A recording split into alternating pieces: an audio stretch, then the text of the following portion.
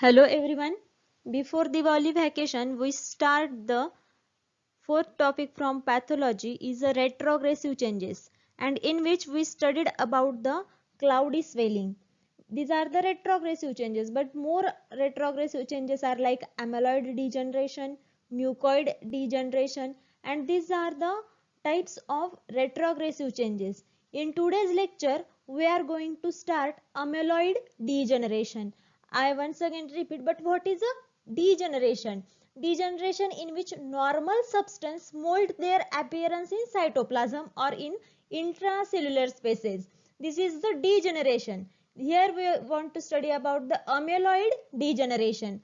Amyloid means amyl means starch and oid means resembling means starch like degeneration, and the composition of the amyloid is the conjugate substance produced from protein and polysaccharide. It is the exact nature of protein as not is clear, but polysaccharides are always hexose. It include galactose, fructose, and these are the simple sugar found in many fruits, vegetables are common building block for our complex sugar. It is a common building blocks and it is important of the our body, but these produce a degeneration. Degeneration means normal substance mold their appearance, means normal substance like starch or many glucose hexose, this mold their appearance in cytoplasm or intracellular spaces and they produce degeneration. So we are going to discuss in detail amyloid degeneration. Amyloid degeneration, it is a type of degeneration during which a complex substance is produced from proteins and carbohydrate called as a amyloid, and this amyloid secondarily deposited in intracellular spaces, and because of this deposition intracellular spaces are compressed, reduce blood and nerve supply to the organ stimulated amyloid degeneration, and because of this secondarily deposition of intracellular spaces, many normal function are reduced due to the deposition of this amyloid.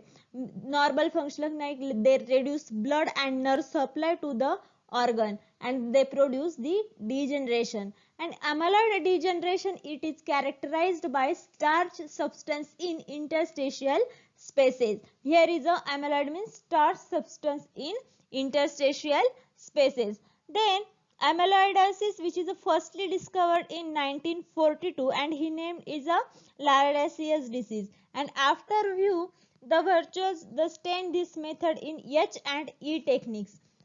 Only one techniques is used for the H and E techniques, and in H and E techniques amyloid means starch like and it is treated with HCl and then iodine, so it indicates the presence of starch by blue coloration. But the how to diagnose amyloid degeneration, I told about its history, but the main thing is important the how to diagnose.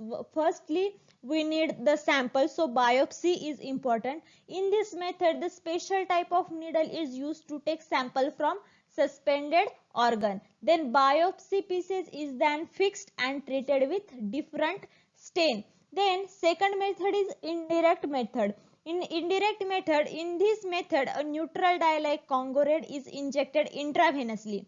Then the percentage of the dye from the blood is determined after half hour. The percentage is then compared to the standard chart. The staining percentage is compared to the standard chart, and when percentage found below standard value it is taken as amyloidosis. But why the percentage found below standard value is taken as amyloidosis? Because dye is used to react with amyloid and somewhere in body, and hence the percentage is decreases. Means if amyloidosis is not in your body, the percentage is not decreases. But why percentage is decreases? Because the dye is used to react with amyloid somewhere in the body, and this is the two method for the diagnosis of amyloid degeneration. Then Amyloidosis is discovered by the Rudolf Virchow. The organs affected are mostly all soft organs like kidney, liver, lungs. These all organs are affected due to the amyloid degeneration, or is also known as amyloidosis. Then many microscopic changes seen during the amyloid degeneration. Then amyloid is easily recognized by using special technique. I told about the H and E technique.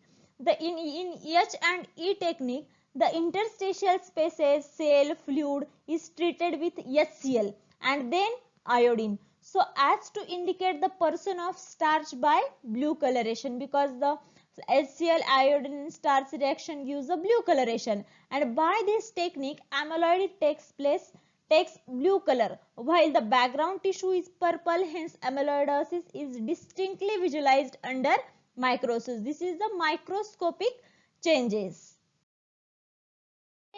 Next, microscopic changes we are seen with the help of crystal violet. It is an alanine dye used to detect amyloid, which becomes blue in color while the background of tissue remain either colorless or it become red. Then another method for the diagnosis of microscopic changes is use silver nitrate. It is used as a dye, then amyloid reacts with it and convert into silver oxide. Silver nitrate when react with starch or amyloid, it convert into silver oxide, and this black or brown in color, and thus provides information about amyloidosis. Means when the reaction takes place, the color is black or brown, or they indicate the information about the amyloidosis.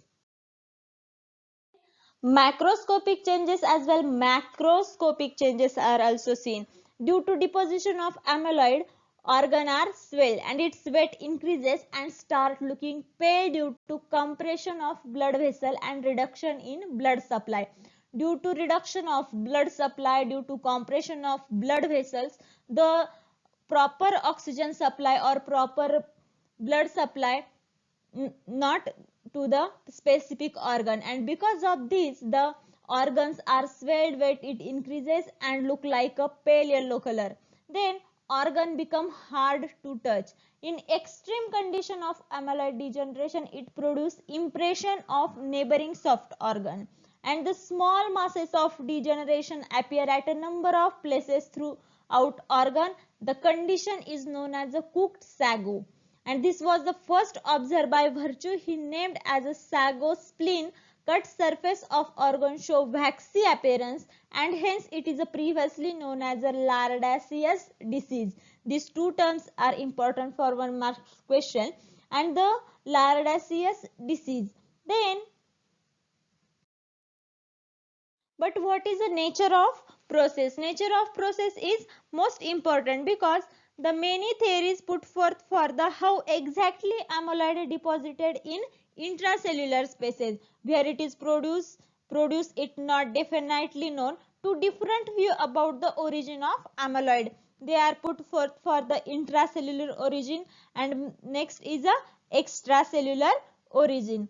According to this intracellular origin view, amyloid is produced within the cells, and when the experimental animals such as a dog were given injection of sodium caseinate, develops amyloidosis in spleen and liver, means artificially produced amyloidosis.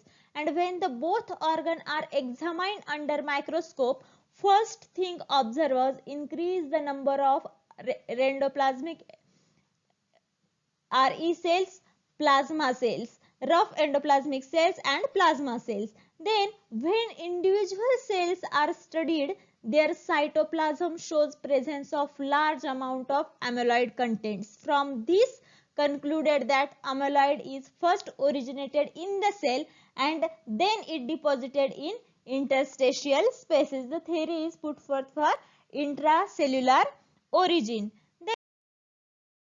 Next theory is extracellular origin, means amyloidosis is arrived from the extracellular origin, and according to this view the amyloid originate outside the cell, and this was first noted that when Horses were immunized for the production of antitoxin. In horses, after injection, percentage of blood protein increases to very high amount. When protein is linked with some carbohydrate complex, amyloid is produced then through blood and it is carried to different part of body and deposited in the different soft organ. Means the amyloid degeneration is also produced from intracellular origin as well as a extracellular origin. In early stages, amyloidosis is reversible, but in severe condition it is irreversible. Means in amyloid degenerations, cells show only cytoplasmic changes, it is reversible. But when nucleus is affected or nucleus shows the many changes, it will be irreversible. So here is early stages is important. Means early stages amyloidosis is reversible, but in severe condition it is irreversible. This is the amyloid degeneration. In last lecture we discussed about the cloudy degeneration and fatty degeneration. The fatty degeneration also irreversible when it is treated at the time, but in severe condition fatty degeneration is also irreversible. So our amyloid degeneration is finished. So today I stop here. In next lecture we will study about the mucoid degeneration. Today I stop here. Thank you.